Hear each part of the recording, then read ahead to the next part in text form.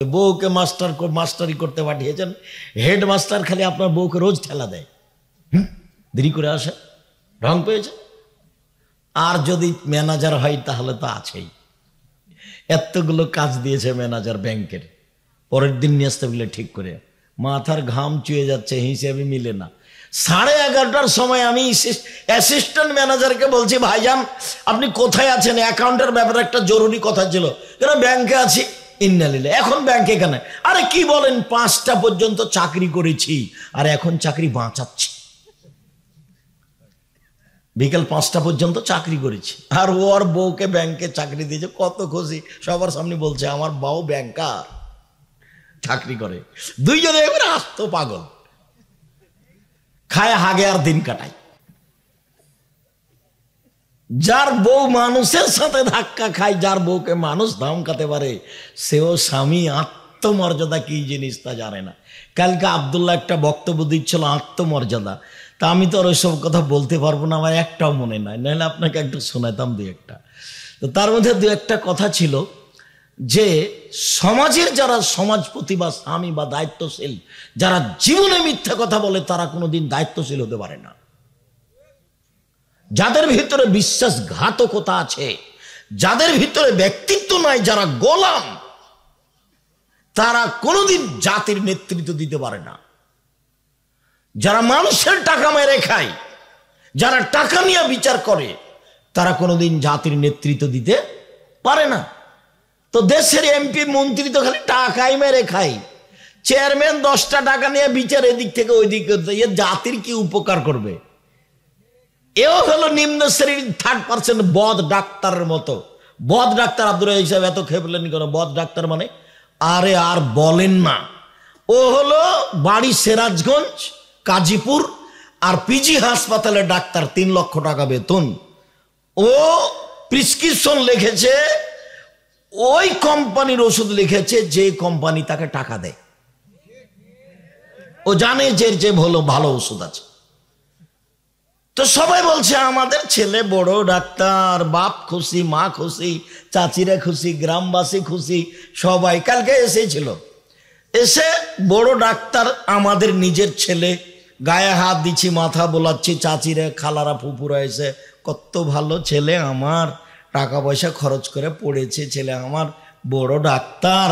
তো গাড়ি থেকে নামলো, দেখলাম যে পরনে প্যান্ট আছে, টাকনোর নিচে আছে, গলায় টাই আছে, দাড়ি চাঁচা আছে, হাতে সিগারেট আছে। এইভাবে বাবু ডাক্তার আমার নামলো গাড়ি থেকে। একটু পরে দেখি যে বৌমা নামলো, গায়ে হালকা হালকা কাপড় আছে।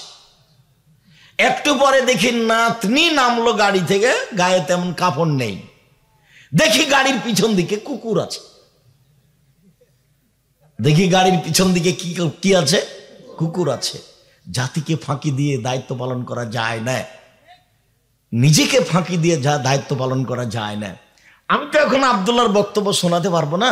তো তার বক্তব্য যখন শেষ হয়ে গেল, অনেক মানুষ, লাখের মতো মানুষ হবে, মহিলা তো দেখাই যায় না, আমাদের এলাকায় দেবীনগর হাই স্কুল মাঠে। তো ওর বক্তব্যকে সামনে রেখে আমি বললাম যে আমিও আব্দুল্লাহর বক্তব্যের সাথে দুটো কথা জড়াতে চাই। তার একটা হলো এই যে স্বাধীনতা লাগবে। আল্লাহ তাআলা মুসাকে বললেন, মুসা ফেরাউনের কাছে যাও, সীমা লঙ্ঘন করেছে। তো মুসা আলাইহিস সালাম বলছেন, আমি সবলীল ভাষায় কথা বলতে পারি না, মুখে সমস্যা। ঠিক আছে, দোয়া পড়ো, রব্বি ইশরাহ লি সাদরি ওয়া ইয়াসসির লি আমরি ওয়াহলুল উকদাতাম মিন লিসানি ইয়াফকাহু কাওলি, ঠিক হয়ে যাবে। আল্লাহ শোনেন, ফেরাউনের পক্ষ থেকে আমার উপরে একটা হত্যার অভিযোগ আছে, আমি এক থাপ্পড়ে মানুষ মেরেছি, আমি গেলে আমাকে মারবে, চিন্তা করো না, আমি তোমার সাথে আছি, যাও। আর আমি একাই যেতে পারবো না, তাহলে আমার ভাই হারুনকে দিতে হবে। দিলাম। সব দাবি দেওয়া মুসার আল্লাহ মেনে নিলেন। এখন ফেরাউনের কাছে গিয়ে সরাসরি বলছে যে বানি ইসরায়েলকে ছেড়ে দেন, স্বাধীনতা লাগবে আগে। ওকে দাওয়াত না দিয়ে বলছে বানি ইসরায়েলকে ছেড়ে দেন, আমার জাতিকে আপনি ছেড়ে দেন, যাদেরকে দাস দাসী হিসেবে রেখেছেন। বানি ইসরায়েল ইয়াকুবের ছেলে মেয়ে সব ফেরাউনের দাস আর দাসী। ইয়াকুবের ছেলে মেয়েদের সাথে জেনা করছে ফেরাউনের লোকজন, আর ছেলেরাকে রেখেছে সব মাঠে কাজে, এর নাম ফেরাউন, সব দাস দাসী। মুসা বললেন ছেড়ে দেন। এটাই প্রথম। তখন ফেরাউন বলছে, কে রে, তোমাকে আমি বহুদিন লালন পালন করিনি? তুমি কি আমার মাঝে বহুদিন থাকনি?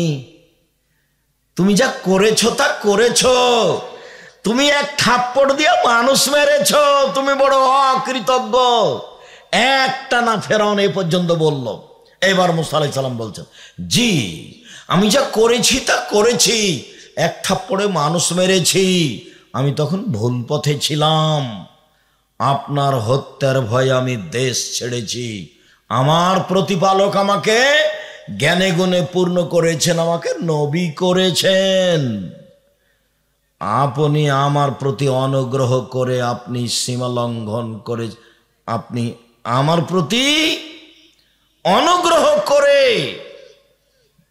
খোঁটা দিয়েছেন। খোঁটা দিয়ে আপনি বানি ইসরায়েলকে দাস দাসীতে পরিণত করেছেন। আপনি বড় উদ্ধত স্বৈরাচার, সীমা লঙ্ঘন করেছেন। এক মুখে মুসা আলাইহিস সালাম এগুলো বললেন। স্বাধীনতা ফিরিয়ে দিতে হবে। আগে স্বাধীনতা, দাস হয়ে দেশে বসবাস করতে রাজি নই। লন্ডনে যাবে চাকরি করতে, তো মিথ্যে কথা দিয়ে সার্টিফিকেট করলো, মিথ্যে কথা দিয়ে পাসপোর্ট করলো। লন্ডনে পৌঁছেই বলছে যে বাড়ি ভাড়া নিলে সুদ লাগবে। তারপরে বলছে যদি একটা বউ থাকে তাহলে 3 গুণ টাকা পাওয়া যাবে। তো কি করতে হবে, একটা বেটি ছেলেকে বউ বানালছে, দিয়ে 2 জনের নাম দিয়ে টাকা উঠাচ্ছে। তো এইভাবে মিথ্যার উপরে দিন কাটছে এই শিক্ষিত মানুষ। কি গো, হ্যাঁ আমাদের ছেলেটা তো এখন লন্ডনে আছে, ও তো এখন সিটিজেন, ও এখন ও দেশের। কত যে তার গল্প। ও তো গোলাম, ও কি গোলাম, দাস। এই জীবন দিয়ে কি হবে? আমি বললাম এইদিকে দেখেন, প্রতারক যে সে নেতা হতে পারে না। 12 বছর ইসব জেলে থাকলেন। এবার সরকারের পক্ষ থেকে ইসবের কাছে পাঠানো হলো, আপনাকে সরকার ডেকে পাঠিয়েছে, জেল থেকে বের হয়ে আসেন। ইসব বললেন না, অসম্ভব হতে পারে না। জুলাইখাকে জাতির সামনে ঘোষণা দিতে হবে, অন্যায় আমি জুলাইখা করেছি, ইসব করেনি। যতক্ষণ পর্যন্ত জুলাইখা ঘোষণা না দিবে ততক্ষণ পর্যন্ত ইসব জেল থেকে বের হবে না। কেন? জুলাইখার স্বামী জেনে নেই, আমি জুলাইখার স্বামীর অজান্তে বিশ্বাসঘাতকতা করিনি, আমি জুলাইখার সাথে জেনায় লিপ্ত হইনি। জুলাইখা যখন সব দরজা বন্ধ করে দিল, দিয়ে বলছে হাই তালাক, ইসব তুমি আমার সাথে জেনায় লিপ্ত হও। তখন আমি বললাম মাশাআল্লাহ, আল্লাহ তুমি আমাকে জেনা থেকে রক্ষা করো। এরপরে বললেন, শোনো জুলাইখা, ইন্নাহু আহসানা মাসওয়া, তোমার স্বামী আমার মালিক, ইন্নাহু রাব্বি, তোমার স্বামী আমার মালিক, আমাকে ভালো খেতে দিয়েছেন, আমাকে ভালো থাকতে দিয়েছেন। আমি কি করে বিশ্বাসঘাতকতা করতে পারি? তোমার সাথে আমি অন্যায় করতে পারি না। এই বলে তিনি দৌড় দিলেন, দরজাগুলি এমনি খুলে গেল। আগে আগে বের হলেন ইসব, পিছনে পিছনে বের হলো জুলাইখা। সামনে ছিল জুলাইখার স্বামী। জুলাইখা বলল, এই যে যাকে বাড়িতে রেখেছেন আদর করে, সে আপনার স্ত্রীর সাথে জেনা করতে চায়, আপনি তার কি শাস্তি দিবেন? আরে আপনি কি শাস্তি দিবেন? আমি জুলাইখা বলছি, একে যথাযথ পিটন দিতে হবে, নইলে জেলখানায় বন্দি করতে হবে। জেল হয়ে গেল 12 বছর। কতদিন? 12 বছর জেল হয়ে গেল। 12 বছর পরে সরকারিভাবে ইসবকে ডেকে পাঠানো হলো। ইসব বললেন জি না।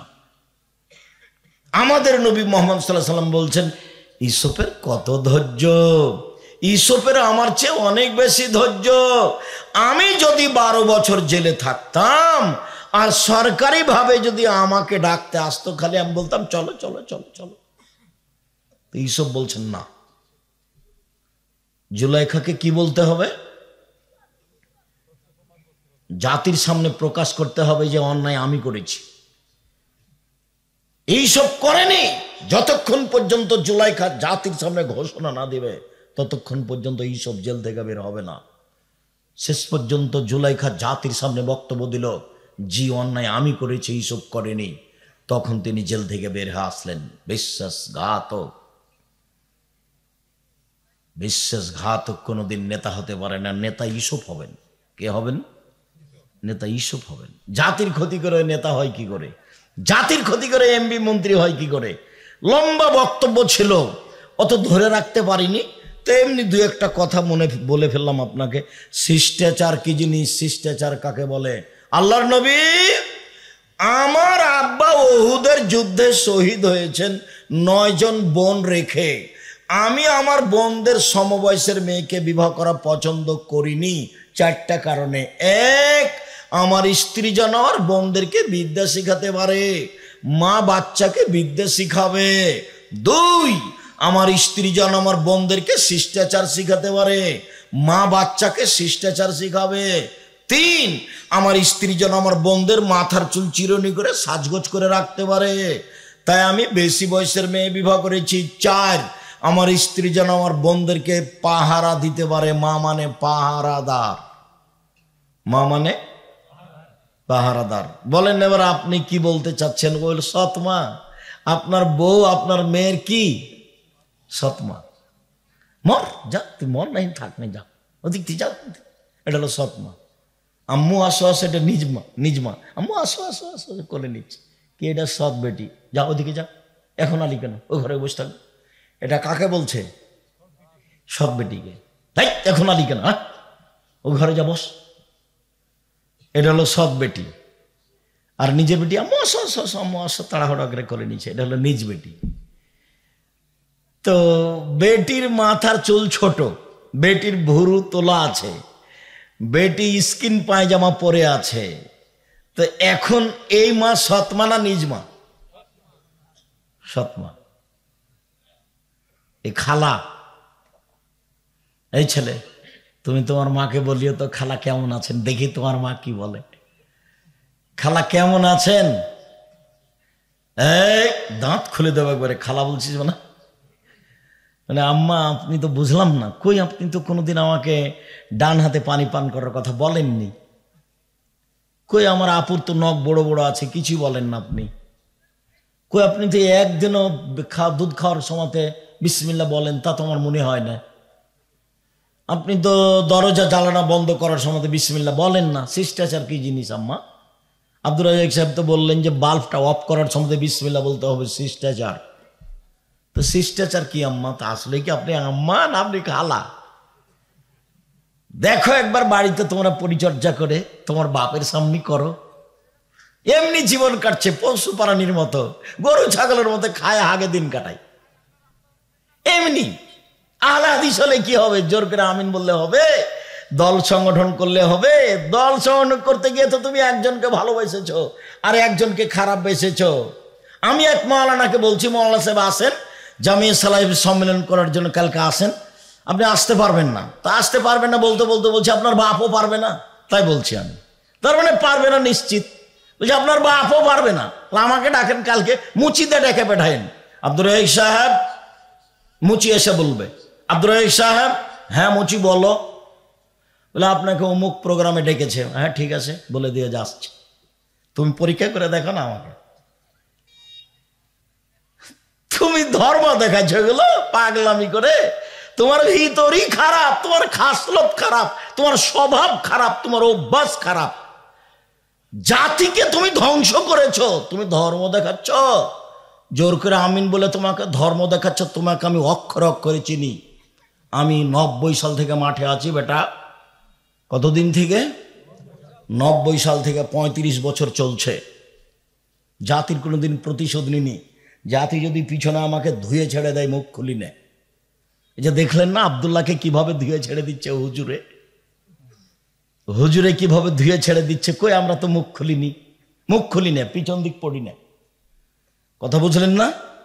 পিছন দিক পড়ি না। আর আমি তো মোবাইল চালাতে জানি না, আপনার নাম্বারটাতে রিং অন করতে পারি, আর পারি না। আমি জিজ্ঞাসা করি না যে আমাকে কেমন করে ধুইলো একটু বলো তো, আমিও পারি কিনা ধুইতে। একবারে এমন ভাবে ধুয়ে ছেড়ে দিচ্ছে। হুজুর মানুষ, তো মানুষকে যে খোলা মাঠে ধুয়ে ছেড়ে দেয় সেই আবার হুজুর, আবার কেমন কথা? তা আমি খুব চাপে পড়ে বলেছিলাম, আপনাকে তো আমি মানুষই মনে করি না। মনে পড়ে না একটা কথা আমার মোবাইলে আছে, সব সময় খালি বাহাস করতে চাই, সব সময় বাহাস করতে চাই, এখানে সেখানে বসতে চাই, এগুলো খালি বিরক্ত করছে। তা বলছি আচ্ছা আপনাকে তো আমি মানুষই মনে করিনি, তো বসবো কি? আমি তখন নিরুপায় এটা বলেছিলাম যে আমি তো মানুষই মনে করি না ভাইজান, আমি তো আপনাকে বসবো কি? মানুষ তো হতে হবে, আলেম হতে হবে, মুখখান ঠিক করতে হবে। রাতে উঠে তাহাজ্জুদ পড়তে শিখো, মুখখান ঠিক করো, আল্লাহর কাছে কিছু চাও, মানুষের কাছে নয়। সম্মানিত দিনী ভাই বোন, মহান আল্লাহ বলেন, কেউ যদি গান বাজনা বাদ্যযন্ত্র ক্রয় করে খেলতামাশা, তাহলে তার জন্য অপমানজনক শাস্তি রয়েছে।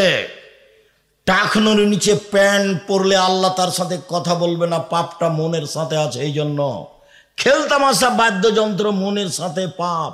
একবারে ল্যাংটা মেয়ে নাচছে আর গান বলছে, আর এক খেয়ালে চেয়েছে, মাথায় টুপি আছে, এশার নামাজ পড়ে দোকানে বসে আছে আর টিভি চলছে। সারা দেশে, এই গ্রামে, গাজীপুরে, সিরাজগঞ্জে, যেখানে যেখানে যে দোকানে টিভি আছে, মেয়ে নাচে, সেই দোকানের ব্যবসা, টাকা পয়সা সবই হারাম। এই যে বললাম, কোন মায়ের বেটা এভাবে উল্টে দেয় দেখি, সব হারাম। একটু পরে বলছি, দেখেন আপনি, না আপনারটা আগে বলি, এদিকে দেখেন। ওমামা বাহেলি রাদিয়াল্লাহু তাআলা আনহু বলেন, রাসূল সাল্লাল্লাহু আলাইহি সাল্লাম বলেছেন, লা তাবিউল কায়নাত, পৃথিবীর মানুষ গান বাজনা বাদ্যযন্ত্র খেলতামাশার মাধ্যমের ব্যবসা করো না, ব্যবসা হারাম। মাধ্যম বিক্রয় করো না, বিক্রয় করা হারাম। ওয়ালা তাশতারুহুন্না, এসব বেটি ছেলে মহিলাদের তোমরা ক্রয় করো না। যারা গান বাজনা খেলতামাশা বাদ্যযন্ত্র ডুবি তবলা হারমোনিয়াম সেতারা দোতারায় ব্যস্ত আছে, এদের ক্রয় করো না।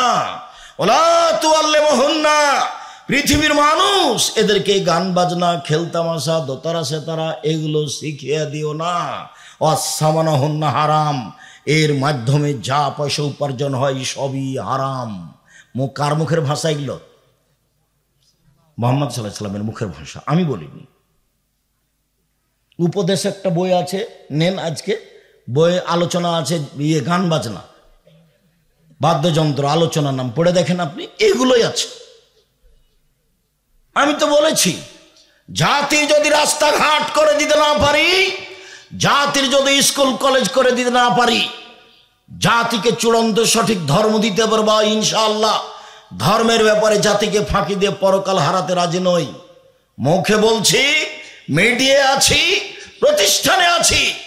জামিয়া সালাফিয়া আল্লাহর রহমত বাংলাদেশে সর্ববৃহৎ প্রতিষ্ঠান।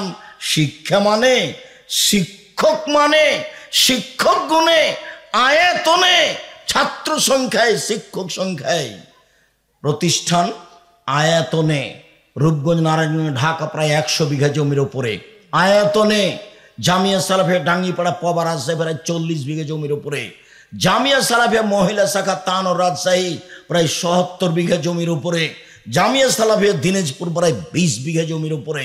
বহু দেশে জামিয়া সালাফিয়া চলছে, চলবে, জমি রেডি হচ্ছে, ইনশাল্লাহ হবে। জামিয়া সালাফিয়া আয়তনে অনেক বড়। জামিয়া সালাফিয়া শিক্ষক সংখ্যায় 300 জন শিক্ষক শিক্ষিকা জামিয়া সালাফিয়ায়। জামিয়া সালাফিয়া শিক্ষক মানে, শিক্ষক আছেন সৌদি আরব মদিনা বিশ্ববিদ্যালয়ের, শিক্ষক আছেন ইন্ডিয়ার, শিক্ষক আছেন বাংলাদেশের, দেশ বিদেশের বড় বড় বিদ্যালয়েরা জামিয়া সালাফিয়ায় শিক্ষকতা করেন। শিক্ষা গুণে তারা খুব হাই মানের, পাকিস্তান থেকে পড়া, বাংলাদেশ থেকে পড়া, মদিনা বিশ্ববিদ্যালয় থেকে পড়া আর ডান্ডি বিশ্ববিদ্যালয় থেকে পড়া, তারা খুব উঁচু মানের শিক্ষক। তারপরে ছাত্র 5000 ছেলে মেয়ে পড়াশোনা করে, 5000 শিক্ষকদের বেতন লাগে এই বিগত 24 সালে 32 লক্ষ মাসে, 32 লক্ষ। এখন 2025 জানুয়ারিতে কি হবে তা আমি জানি না। আমি চেষ্টা চালাচ্ছি জীবন বাজি রেখে শিক্ষাগতভাবে, মিডিয়াগতভাবে, খোলা মাঠে, যে কোনো মাধ্যমে লিখিতভাবে জাতির সামনে দিন প্রচার করা 12 জন মুফতি দিয়ে ফতোয়া বের হয়। 12 জন মুফতি, যারা ইন্ডিয়া জামিয়া সালাফে বানারসের মুফতি, তারা আপনার আলিতে শাম পত্রিকার মুফতি। 12 জন খালি মুফতি। বিশাল ব্যয়বহুল পয়সা খরচের পত্রিকা আলিতে শাম পত্রিকা, যাতে 50টা প্রশ্নের উত্তর আছে। আপনার টাকা দিয়ে আমি ছাপাচ্ছি, আমি এই টাকা দিয়ে ছাপাতে পারি না। যেগুলো আমার ব্যক্তিগত বই সেগুলো আমি আমার টাকা দিয়ে ছাপাই। আর আপনার যেটা আলিতে শাম পত্রিকা জাতির, যেটা সারা পৃথিবীর বাঙালির জন্য, সেটা আপনার টাকা দিয়ে ছাপায়। আপনার টাকা দিয়ে জামিয়া সালাফে চলে। জামিয়া সালাফে বৈদেশিক পয়সা দিয়ে চলে না। জামিয়া সালাফে কোনো সংস্থা দিয়ে চলে না। জামিয়া সালাফে সরকারিভাবে চলে না। জামিয়া সালাফিয়া কোনো দেশের সংস্থা দিয়ে চলে না। জামিয়া সালাফের কোনো শিক্ষক রসিদ বই দিয়ে টাকা আদায় করতে পারবে না। জামিয়া সালাফের শিক্ষকের রসিদ বই ব্যবহার করা নিষেধ।